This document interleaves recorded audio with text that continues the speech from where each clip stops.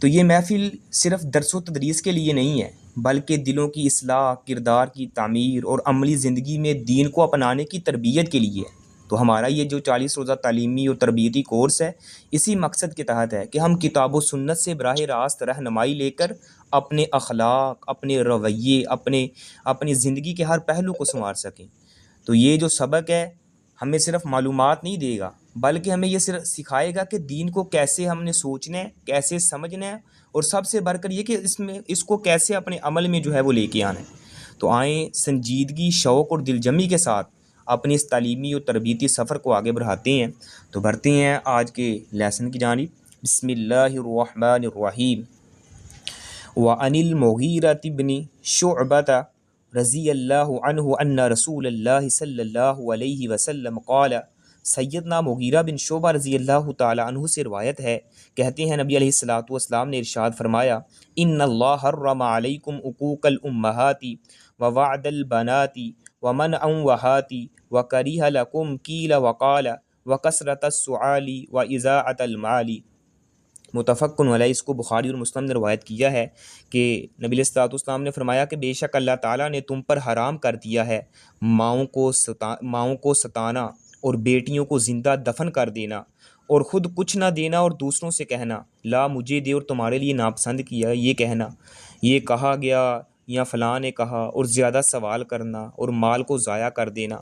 تو یہ حدیث کے جو ہے وہ ترجمے۔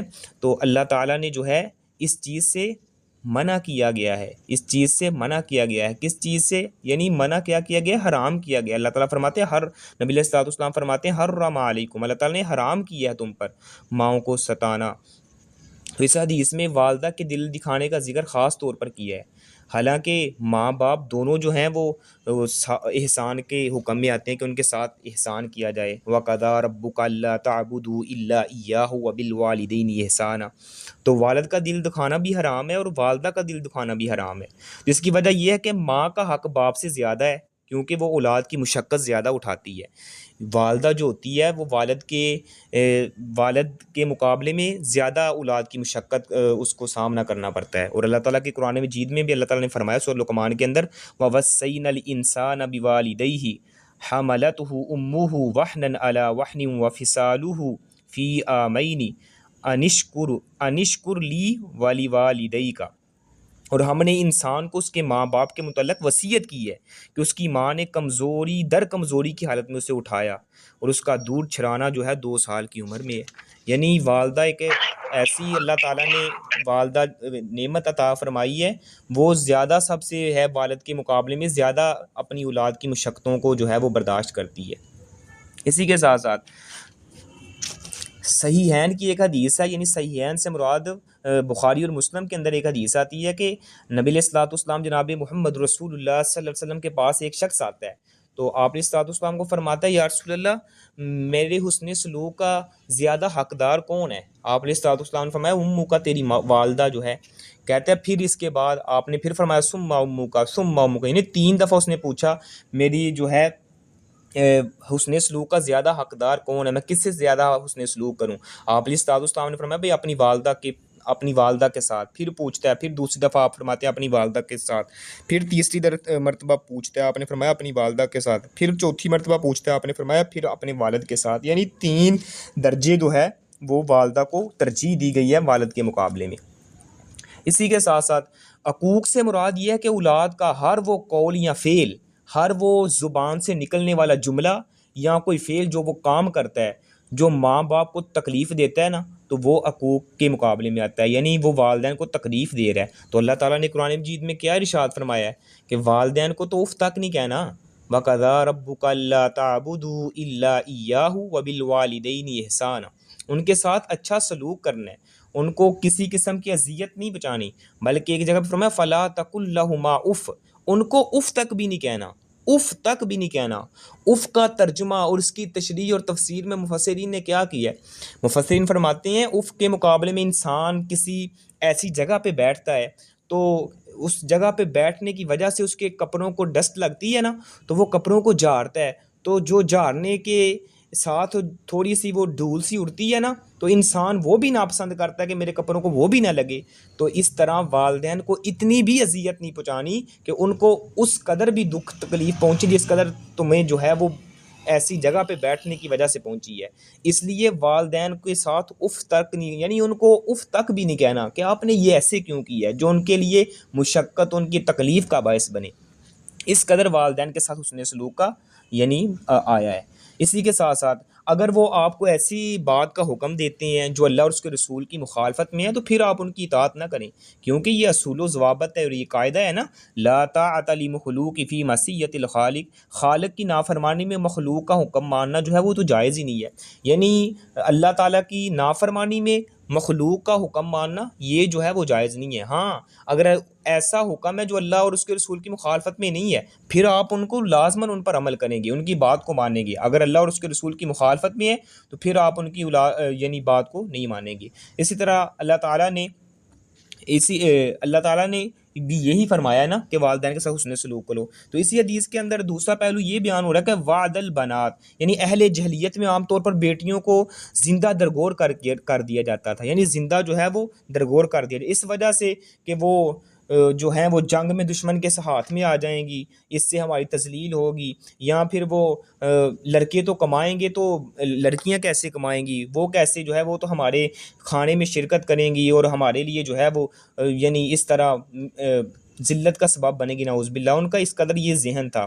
تو لڑکیاں تو یہ بوجھ ہوتی ہیں، تو اس ڈر سے، فقر و فاقے کے ڈر سے، بھوک کے ڈر سے اولاد کو قتل کر دیا جاتا تھا. تو اللہ تعالیٰ نے قرآن مجید میں ارشاد فرمایا وَلَا تَقْتَلُوا أَوْلَادَكُمْ خشیۃ املاق، یعنی اپنی اولاد کو فقیری کے ڈر سے، یعنی بھوک کے ڈر سے نہ قتل کرو. اللہ تعالیٰ جو ہے اللہ تعالیٰ ہی نے پیدا کیا اور اللہ نے اس کو رزق دینا ہے. میں اور آپ کون ہوتے ہیں بھائی کسی کے رزق میں جو ہے رزق کا وسعت پیدا کرنے والے یا کسی کے رزق میں کمی پیدا کرنے والے؟ اللہ تعالیٰ نے جس کو پیدا کرنا ہے اللہ تعالیٰ نے اس کے رزق کا ذمہ بھی اپنے ذمے اٹھایا ہوا ہے. اللہ نے اس کو رزق دینا ہے، میں اور آپ رزق تھوڑی اس کو دے سکتے ہیں. اس لیے بھوک کے ڈر سے جو ہے اپنی اولاد کو قتل نہیں کرنا.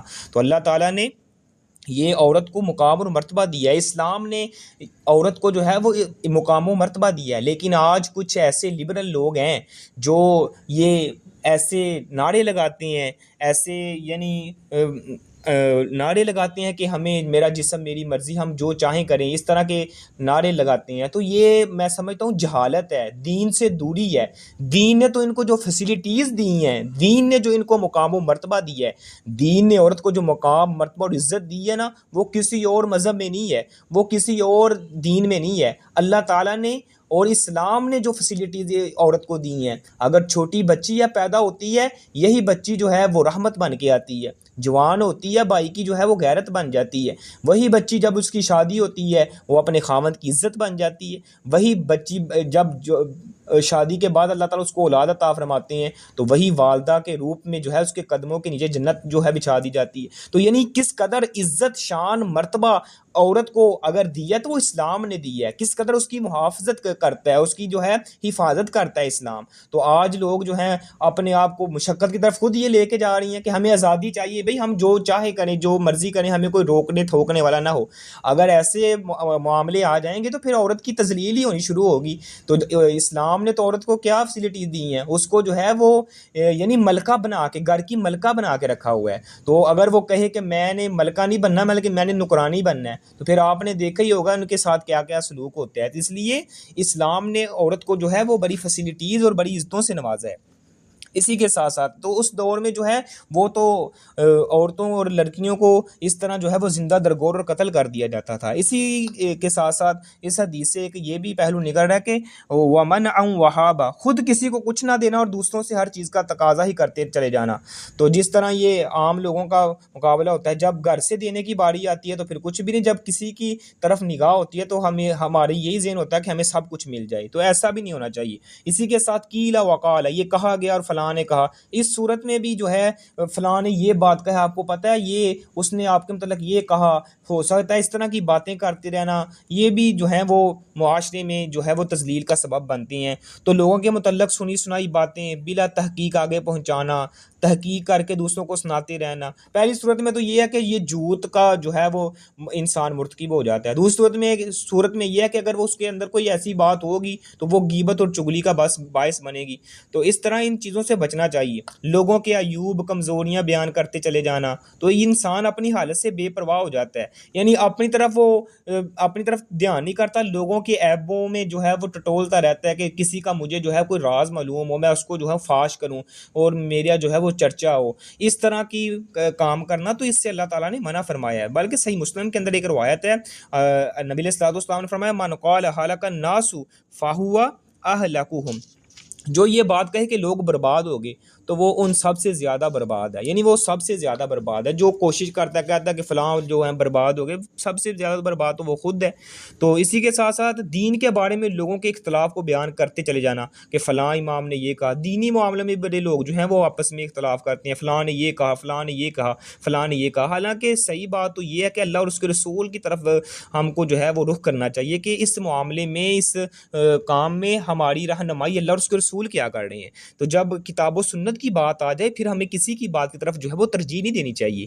دعو کل قول ان دا قولی محمد صلی اللہ علیہ وسلم, نبی علیہ الصلوۃ والسلام کی بات آ جانے کے بعد پھر کسی کی بات کو ترجیح نہیں دی جائے گی, بلکہ آپ علیہ الصلوۃ والسلام کی بات کو ایکسیپٹ کیا جائے گا. کیونکہ ہمارے آئیڈیل, ہمارے رہنما جو ہیں وہ تو نبی علیہ الصلوۃ والسلام جناب محمد رسول اللہ صلی اللہ علیہ وسلم کی ذات ہیں. اور کسی مومن کے لیے بھی اور کسی مومن عورت کے لیے بھی, کسی مومن مرد کے لیے اور کسی مومن عورت کے لیے جائز نہیں ہے کہ اللہ اور اس کے رسول کی بات آ جانے کے بعد وہ کسی دوسرے کی جانب رخ کرے, کسی اپنے امام کی جانب رخ کرے, اپنے محلے کے مسجد کے امام کی جانب رخ کرے. نہ بھائی نہ, ہمارے لیے پوری کائنات کے لیے اللہ تعالیٰ نے جو رشد و ہدایت کا سبب اور ذریعہ بنایا ہے وہ تو کتاب و سنت ہے نا, قرآن اور حدیث ہے. ہمیں اس کی طرف رجوع کرنا چاہیے. تو بعض لوگ اس میں بھی جو ہے وہ حد درجے کا جو ہے وہ مبالغہ کرتے ہیں, اپنے اماموں کو آگے رکھتے ہیں. نہیں, ہمیں اللہ اور اس کے رسول کی جانب آنا چاہیے کہ اللہ اور اس کے رسول اس حوالے سے ہماری کیا رہنمائی کر رہے ہیں, کیونکہ ہمارے آئیڈیل تو وہ ہیں. اور وما کان لمؤمن ولا مؤمنۃ اذا قضى الله ورسوله امرا ان يكون لهم الخيرة من امرهم, یعنی اللہ اور اس کے رسول کے معاملے جب حکم کوئی آ جائے تو مومن مرد کے لیے بھی اور مومن عورت کے لیے بھی جائز نہیں ہے کہ وہ جو ہے اس سے انحراف کریں کہ اس میں جو ہے ہمارے لیے جو ہے وہ نقصان ظاہری طور پہ نظر آ رہا ہے. تو اللہ اور اس کے رسول کے معاملے میں جو ہے ہمیں اس طرح کا معاملہ نہیں کرنا چاہیے, بلکہ ان کی بات کو ترجیح اور فالو کرنا چاہیے. اور ہماری ریڈ لائن ہی قرآن و حدیث ہے, ان سے آگے ہم کسی صورت میں بھی نہیں جا سکتے. اسی کے ساتھ ساتھ اور دوسری خرابی یہ ہے کہ کیلا وکالا, سننے والا پریشان ہو جاتا ہے کہ ان کے اقوال میں سے کون سا جو ہے وہ قول اختیار کیا جائے. اسی طرح تیسرا یہ ہے کہ جب انسان زیادہ کیلا وکالا ذکر کرتا ہے, یعنی کہا گیا یا میں نے کہا, تو بہت سی باتیں بغیر تحقیق کے کر جاتا ہے, جس سے اس کا شمار جھوٹے لوگوں میں ہوتا ہے. نبی علیہ الصلوۃ والسلام نے کیا ارشاد فرمایا, کفا بالمرء کاذبا ان یحدث بکل ما سمع, آدمی کے جھوٹے ہونے کے لیے یہی کافی ہے کہ جو کچھ وہ سنے اس کو آگے بیان کر دے. یعنی آدمی کے جھوٹا ہونے کے لیے یہی بات کافی ہے, سنی سنائی بات کو وہ آگے کرتا چلے جاتا ہے. تو اللہ تعالیٰ نے ان لوگوں کی صفات بیان کی ہیں جو لوگ ایسے یعنی چیزوں سے اعراض کرتے ہیں. والذین هم عن اللغو معرضون, ایمان والے وہ ہیں جو بے فائدہ باتوں سے یعنی روح گرداں رہتے ہیں, یعنی اس سے اعراض کرتے ہیں, منہ پھیرے رہتے ہیں, وہ ان چیزوں میں الجھنوں میں پڑتے ہی نہیں ہیں.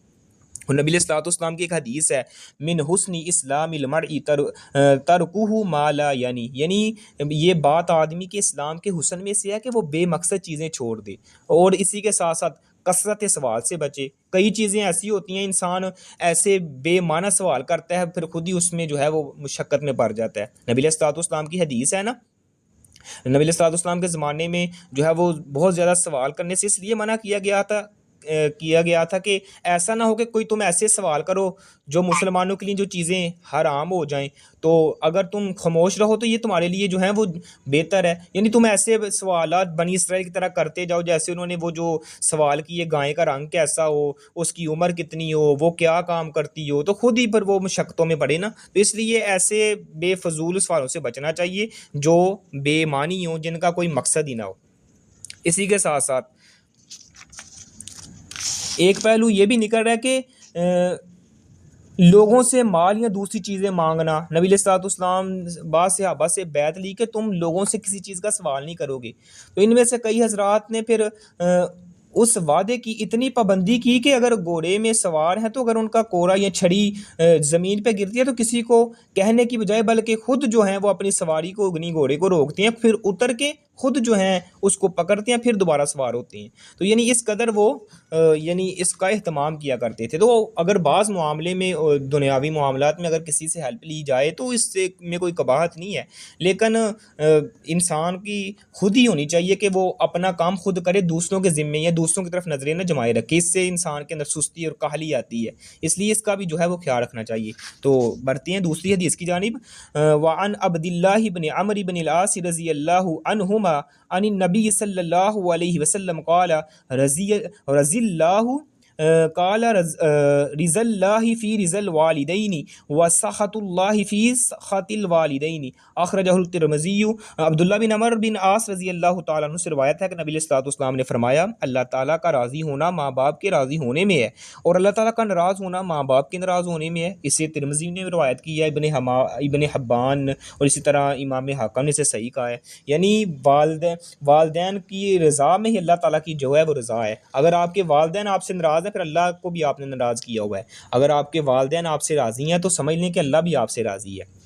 تو اس حدیث سے معلوم ہوا کہ والدین کو راضی کرنا فرض ہے، والدین کو راضی کرنا کیا ہے؟ فرض ہے، اور ان کو ناراض کرنا حرام ہے، کیونکہ ان کی رضا میں اللہ کی رضا ہے اور ان کی ناراضگی میں اللہ کی ناراضگی ہے۔ اللہ تعالیٰ نے قرآن مجید میں اپنے حق کے ساتھ والدین کا حق ملا کر ذکر فرمایا ہے۔ اللہ فرماتے ہیں انشکر لی والی والدی کا، میرا اور اپنے ماں باپ کا شکریہ ادا کر۔ اور ایک جگہ پہ فرمایا وَقَضَىٰ رَبُّكَ أَلَّا تَعْبُدُوا إِلَّا إِيَّاهُ وَبِالْوَالِدَيْنِ إِحْسَانًا، اور تیرے رب نے حکم دیا کہ اس کے علاوہ کسی کی عبادت نہ کر اور ماں باپ کے ساتھ احسان کر۔ اللہ تعالیٰ نے اپنے حق کے ساتھ والدین کا کس قدر تذکرہ فرمایا، آپ دیکھیں گے قرآن مجید کے کئی مقامات پہ اللہ نے ساتھ یہ فرمایا اور ساتھ جو ہے والدین کے ساتھ حسن سلوک کا جو ہے وہ درس دی ہے۔ اسی کے ساتھ ساتھ والدین کے ساتھ حسن سلوک کی فرضیت میں بہت سی حدیث آتی ہیں، یعنی بہت سی ایسی حدیث ہیں جو والدین کے ساتھ حسن سلوک کے بارے میں آتی ہیں۔ نبی علیہ الصلوۃ والسلام کی حدیث ہے، آپ علیہ الصلوۃ والسلام نے فرمایا زعیم انف ثم زعیم انف ثم زعیم انف من ادرک ابویہ عند الکبر احدہما او کلیہما ثم لم يدخل الجنہ، اس شخص کی ناک خاک آلود ہو بھائی، اس شخص کی ناک خاک آلود ہو، پھر فرمایا اس شخص کی ناک خاک آلود ہو، 3 دفعہ فرمایا، یعنی اس شخص کی ناک خاک، اس کا ستیہ ناس ہو جس نے اپنے ماں باپ دونوں کو یا ایک کو بڑھاپے میں پایا پھر ان کی خدمت کر کے رب کی جنت میں داخل نہ ہو سکا۔ یہ نبی علیہ الصلوۃ والسلام جناب محمد رسول اللہ صلی اللہ علیہ وسلم ارشاد فرما رہے ہیں کہ فرمایا اس شخص کی ناک خاک آلود ہو، وہ تباہ و برباد ہو۔ 3 دفعہ علیہ الصلوۃ والسلام نے یہ کلمات دہرائے۔ کون؟ جو والدین دونوں کو پاتا ہے اور ان کی خدمت کر کے، دونوں کو پاتا ہے یا ان میں سے کسی ایک کو پاتا ہے بڑھاپے میں، تو ان کی خدمت کر کے رب کی جنت نہ حاصل کر سکا تو وہ شخص جو ہے وہ اس کی ناک خاک آلود ہو۔ اسی طرح سیدنا عبداللہ بن مسعود رضی اللہ تعالی عنہ فرماتے ہیں کہ نبی علیہ الصلوۃ والسلام سے پوچھا گیا کہ اللہ تعالیٰ کو کون سا عمل سب سے زیادہ پسند ہے، کون سا عمل سب سے زیادہ محبوب ہے، تو آپ علیہ الصلوۃ والسلام نے فرمایا الصلاۃ لوقتہا، نماز پر وقت، یعنی نماز کو اس کے وقت پر ادا کرنا، کیونکہ اللہ تعالیٰ نے فرمایا ان الصلاۃ کانت علی المؤمنین کتابا موقوتا، نماز جو ہے وہ مسلمانوں پر، مومنوں پر ان کے مقررہ وقت پر فرض کی گئی ہے۔ تو آپ علیہ الصلوۃ والسلام نے فرمایا سب سے زیادہ محبوب عمل یہ ہے کہ الصلاۃ لوقتہا، نماز کو اس کے وقت پر ادا کیا جائے۔ پوچھا گیا پھر اس کے بعد کون سا عمل ہے، فرمایا بر الوالدین، والدین سے حسن سلوک کرنا، والدین سے حسن سلوک سے پیش آنا۔ پوچھا گیا پھر کون سا عمل ہے، پھر فرمایا الجہاد فی سبیل اللہ، اللہ کے راستے میں جہاد کرنا۔ یہ بخاری کے اندر بھی روایت ہے، مسلم کے اندر بھی ہے۔ تو سیدنا ابو بکرہ رضی اللہ تعالیٰ روایت کرتے ہیں کہ نبی علیہ الصلوۃ والسلام نے فرمایا میں تمہیں اکبر الکبائر نہ بتاؤں، یعنی جو گناہوں میں سب سے بڑے گناہ ہیں وہ نہ بتاؤں۔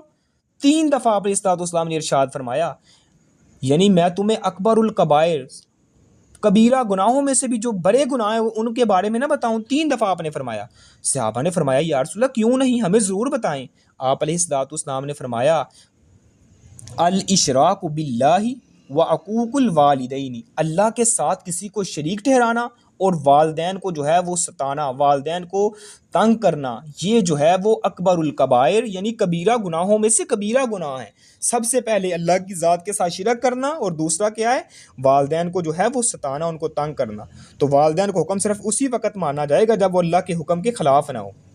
اگر اللہ کی نافرمانی ہو تو والدین کا حکم اس میں نہیں مانا جائے گا۔ یعنی والدین کے ساتھ کس قدر ان کے حسن سلوک کا جو ہے اللہ سبحانہ و تعالیٰ نے ذکر کیا، ان کا حکم دیا ہے۔ ہمیں چاہیے کہ والدین کی حسن سلوک کے ساتھ ان کے ساتھ پیش آئیں۔ بلکہ سیدنا عبداللہ بن عمر رضی اللہ تعالی عنہ کے زمانے میں نا یمن سے ایک شخص آیا اور جو ہے اپنی والدہ کو اپنے کندھوں پہ سوار کر کے بیت اللہ کا جو ہے وہ طواف کروا رہا ہے۔ تو بیت اللہ کا طواف کروانے کے بعد اپنی والدہ بوڑھی ہے، اس کو کندھوں پہ سوار کر کے بیت اللہ کا طواف کروا رہا ہے۔ طواف کروانے کے بعد حضرت عبداللہ بن عمر کے پاس آتا ہے تو کہتا ہے کہ کیا میں نے اپنی والدہ کا حق ادا کر دی ہے؟ تو سیدنا عبداللہ بن عمر فرماتے ہیں بھائی تو نے تو اپنی ماں کا وہ جس وقت اس نے تجھے پیدا کیا تھا، یعنی اپنی پیدائش کے وقت جو تیری ماں کو درد ذیل پہنچا تھا، تو نے تو اس کا بھی حق ادا نہیں کیا۔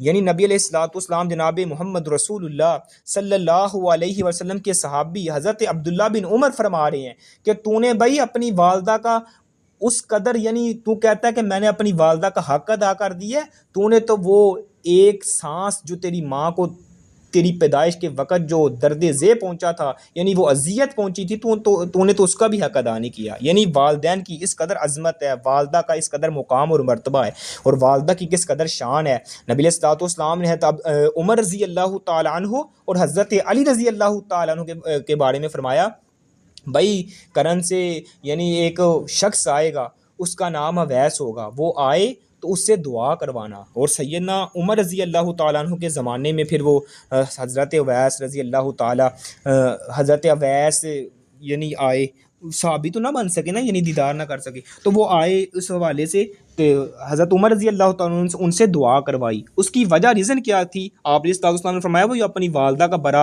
فرما بردار ہے، اپنی والدہ کے ساتھ اس نے سلوک کرنے والا ہے، تو اس لیے اس سے دعا کروانا، اللہ تعالیٰ اس کی دعا کو رد نہیں کرے گا، اللہ اس کی دعا کو قبول فرماتا ہے۔ تو یعنی اس قدر والدین کے ساتھ اس نے سلوک کرنے کا یہ مقام اور مرتبہ ہے، اس لیے والدین یہ ایک عظیم انمول ہیرے ہیں، ان کی زندگی میں ان کی قدر کریں۔ اگر ان کی زندگی میں ان کی قدر نہیں نہ کر سکتے، بعد میں انسان کو پچھتاوا ہی رہ جاتا ہے کہ کاش آج مجھے اللہ نے عزتوں سے نوازا ہے، اللہ نے دولت کی فراوانی دی ہے، اللہ نے نعمتیں دی ہیں، اللہ نے ہر طرف جو ہے وہ خوشیوں کی مہربانیاں کی ہیں، آج ان خوشیوں کو دیکھنے والا میرے والدین موجود نہیں۔ آج دنیا کی میرے پاس ساری دولتیں ہیں، دنیا کی عزتیں بھی ہیں، عہدے بھی ہیں، سٹیٹس بھی ہیں، گاڑیاں بھی ہیں، بنگلے بھی ہیں، لیکن آج ان بنگلوں میں چلنے والی وہ والدین موجود نہیں ہیں جنہوں نے مجھے اپنی تمام تر خوشیوں کو قربان کر کے مجھے پڑھنا لکھنا سکھایا، مجھے ہر کام میں جو ہے میری معاونت کی، ہر خوشی میں جو ہے اپنی خوشی بلا کے میری خوشی کو ترجیح دی، تمام تر اپنی ضروریات کو پیچھے رکھا لیکن میری ضروریت کو ترجیح دی۔ اور والدین ہی حقیقتاً وہ عظیم ہستیاں ہیں۔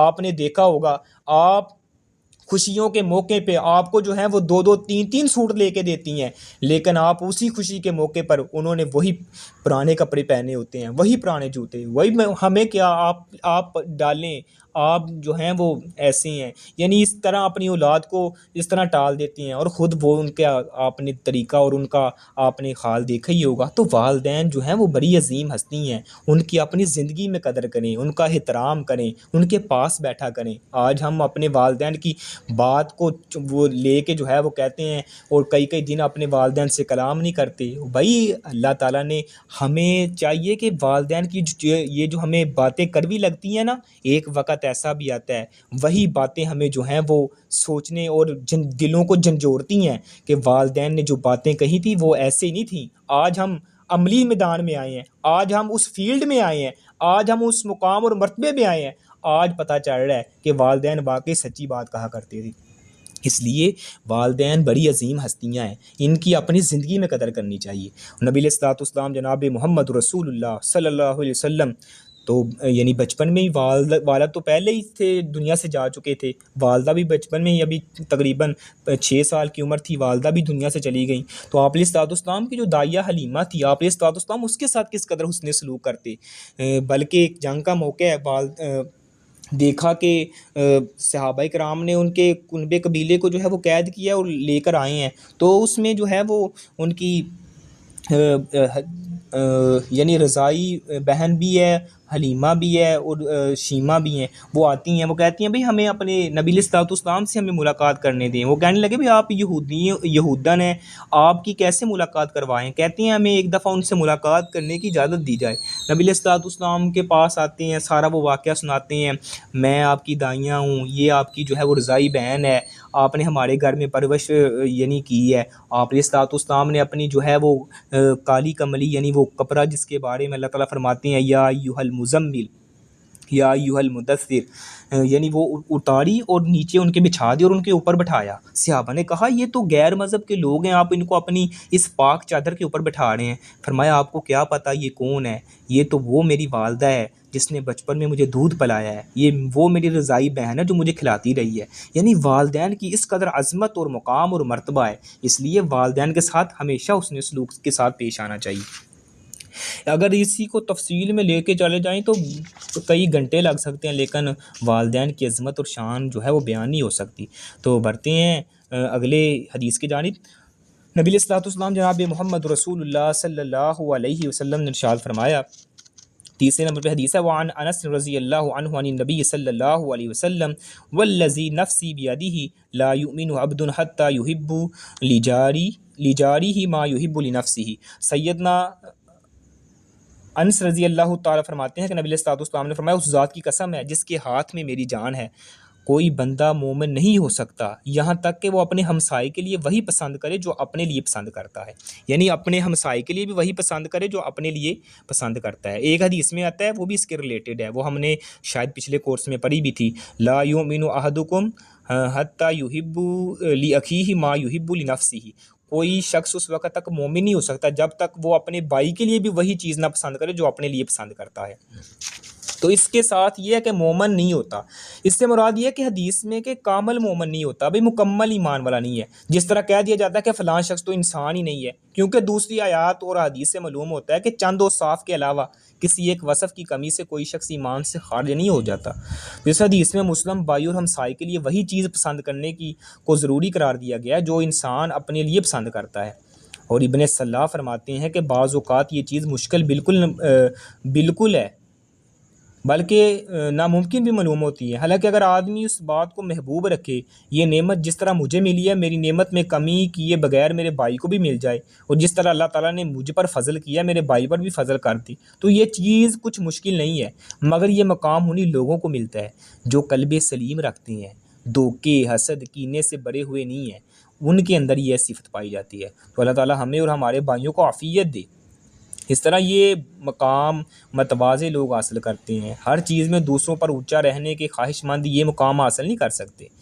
اللہ تعالیٰ نے فرمایا کہ یہ آخری گھر ہم ان لوگوں کے لیے بناتے ہیں جو زمین میں نہ بلندی کا ارادہ رکھتے ہیں نہ فساد کا، اور اچھا انجام تو پرہیزگاروں کے لیے ہے۔ یعنی معاشرے میں محبت اخوت کو یعنی پروان چڑھانے والا عمل یہ ہے کہ انسان جو خود پسند کرتا ہے اپنے لیے، اپنے بھائی کے لیے وہی پسند کرے۔ آپ نے دیکھا نبی علیہ الصلوۃ والسلام کے صحابہ نے کس قدر اس حدیث پر عمل کر کے دکھایا ہے، اور اس حدیث کے کیسے وہ مصداق بنے ہیں۔ اللہ تعالیٰ نے قرآن مجید میں ان کی یعنی اوصاف کی بنا پر ان کو کیا کیا عزتوں اور مقاموں سے نوازا ہے، بلکہ فرمایا وَيُؤْثِرُونَ عَلَىٰ أَنفُسِهِمْ وَلَوْ كَانَ بِهِمْ خَصَاصَةٌ، اپنے پر دوسروں کو ترجیح دینے والے، اگرچہ وہ خود جو ہے مشکل میں ہیں، خود ان کو جو ہے اس چیز کی ضرورت ہے، لیکن پھر بھی کیا کرتے ہیں، وَيُؤْثِرُونَ عَلَىٰ أَنفُسِهِمْ وَلَوْ كَانَ بِهِمْ خَصَاصَةٌ، اپنے پر دوسروں کو ترجیح دینے والے۔ انصار مدینہ دیکھ لیں، جب ہجرت کر کے صحابہ کرام مہاجر صحابہ مکہ سے ہجرت کر کے مدینہ گئے، تو مدینہ والے صحابہ نے کیسا جو ہے وہ فیڈ بیک دیا ان کو، کیسا ان کو جو ہے وہ آگے سے ان کو اپریشیٹ کیا۔ نبی علیہ الصلوۃ والسلام نے ان کے درمیان مواخات یعنی بھائی چارہ مقرر کیا۔ تو حضرت سعد بن ربیع ہے، ادھر حضرت عبد الرحمن ہے، دونوں کو بھائی چارہ بنایا، کہنے لگے بھئی آدھا یہ گھر میرا ہے، آدھا آپ کا ہے، یہ باغ دو ہیں، ایک آپ کا لے لیں، ایک میرے لیے ہے، اگر میری دو بیویاں، ایک کو میں طلاق دیتا ہوں، عدت گزرنے کے بعد آپ ان سے نکاح کر لیں۔ تو حضرت عبد الرحمن کیا فرماتے ہیں؟ بھئی اللہ آپ کے مال میں بھی برکت عطا فرمائے، آپ کے اہل و عیال میں بھی برکت عطا فرمائے، بس مجھے بازار کا رستہ دکھلا دیں، میں خود جا کے جو ہے وہ اللہ تعالیٰ کے فضل و کرم سے میں خود جا کے اپنے ہاتھوں سے کماؤں گا۔ یعنی ان کے اندر جو ہے خود مختاری بھی تھی، محبت اور بھائی چارہ بھی تھا، وہ خود بھوکا رہ کے دوسروں کو کھلانے والے تھے، اپنی ضروریات کو ترک کر کے دوسروں کی ضرورتوں کو پورا کرنے والے تھے۔ اور نبی علیہ الصلوۃ والسلام کی حدیث ہے، اگر آپ اس حدیث کو سمجھ لیں کہ اس حدیث کا جو ہے وہ خلاصہ یہی ہے کہ یہ حدیث ہے کہ آپ علیہ الصلوۃ والسلام نے فرمایا جب تک بندہ اپنے مسلمان بھائی کی ضرورت پورے کرنے میں لگا رہتا ہے نا، اللہ سبحانہ و تعالیٰ اس کی ضرورتوں کو جو ہے وہ پورا کرتا رہتا ہے۔ یعنی جب تک انسان دوسروں کی ضرورتیں پوری کرنے میں لگا رہتا ہے نا، اللہ تعالیٰ اس کی جو ہے وہ ضرورتیں پوری کرتا ہے۔ اس لیے دوسروں کے درد مند بنے، دوسروں کا درد اپنانے والے بنے۔ ہمیں ایسا مسلمان بننا ہے جو دوسروں کے درد کو اپنا درد سمجھیں، دوسروں کی تکلیف کو اپنی تکلیف سمجھیں، کیونکہ مسلمان جو ہیں وہ ایک جسد واحد کی طرح ہیں۔ تو ٹائم کافی ہو گیا ہے، تو یہ تمام حدیث جو ہیں وہ ہمیں اس چیز پر آمادہ کرتی ہیں کہ یہ چھوٹی چھوٹی بظاہر یہ ہمیں چھوٹی چھوٹی حدیثیں لگتی ہیں، لیکن ان کے اندر جو ہے وہ کس قدر اللہ سبحانہ و تعالیٰ نے عظمتیں رکھی ہیں اور کس قدر ہمیں جو ہے ان کو اپنانے کی ترغیب دلائی ہے، اس سے ہم قاصر ہیں۔